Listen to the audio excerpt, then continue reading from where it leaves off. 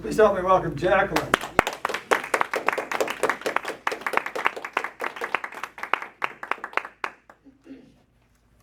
Mr. Toastmaster, fellow Toastmasters, and most welcome guests, the Neuro Reboot. Years ago, I decided that it would most benefit me if I would ram my arm through a window, pull it back, and completely sever all of my tendons and my nerves. No, really, I didn't see it as a benefit. At that time, I was young, very young, about the age of my daughter, actually much younger than my daughter. And I had an anger management issue. And so in the midst of an issue that we were having at work with clients and board members, I came home to express myself to my most loving husband. And in doing so, I found that he wasn't as interested and motivated to hear what I had to say as I thought he would be. And so I stepped outside to discuss it with a window. And the window concurred. And so in completely severing my nerves and my tendons, I found myself in need of surgery.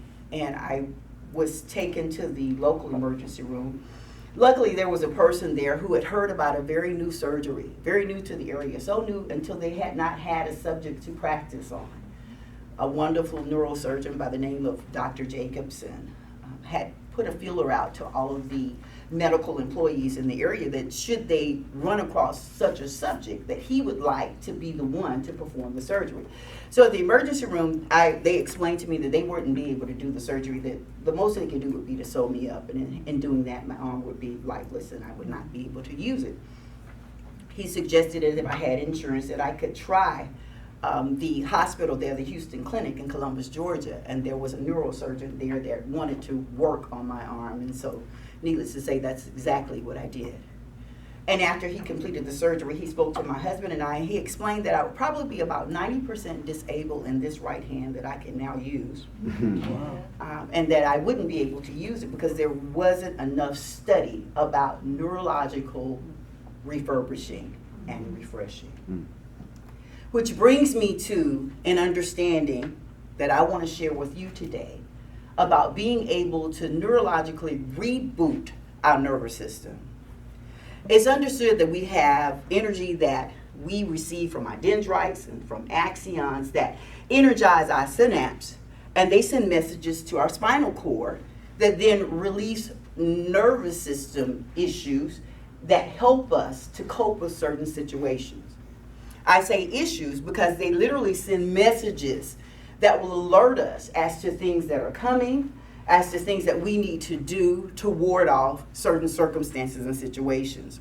But we can also refurbish our neurological system to the point that our life experience can reprogram our synapse, thus reprogramming our brain to heal in certain areas that they thought not possible in the past.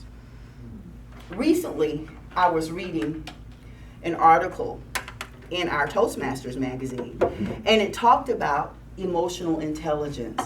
I was fascinated because in those years, Dr. Jill Wexler had come out with studies that were very new to people in the area of psychology. I mean, I came along during the time frame where they were still trying to figure out whether or not psychology was really a science. I don't know how many of you came along during that age.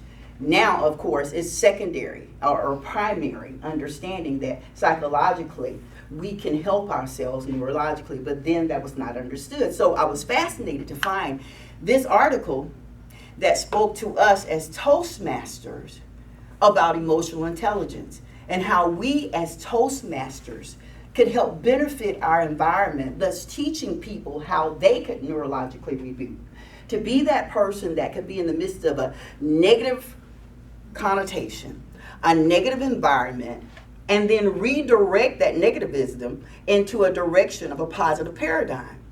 They spoke to us about being those people, the other kind of smart, those who would listen, learn, and lead with empathy. We're being trained in our base camp to be effective leaders, to go out and to cause others to want to emulate what we do and become a part of this huge, vast Toastmasters community. By doing that, we have to raise our level of emotional energy so that that can be transmuted into the emotional intelligence that they speak of in this article. Incidentally, the article is in the July issue of Toastmasters on page 18 and 19. I would suggest that we all read it if we haven't already read it. It speaks to us about the art of effective listening.